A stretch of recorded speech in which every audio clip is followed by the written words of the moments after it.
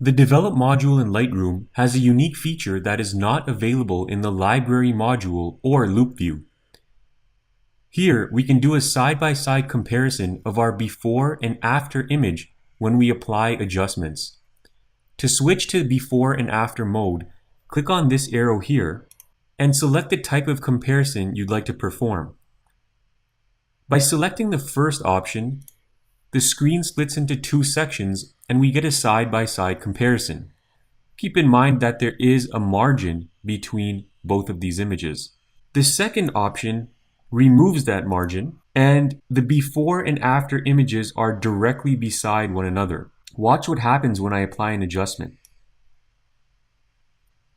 You can very clearly see the difference between the after and the before once the adjustment is applied. The next two options here, they do the same thing, but instead of a left and right split, we get a top and bottom. So the first option, there's a margin between the two images, and with the second option, no margin. I'll go back to the left and right split. There's three important buttons down here. The first allows you to copy the before settings to the after image. So for example, if I wanted the after image to look like what it did before, I can click this button. Okay, I'll undo that.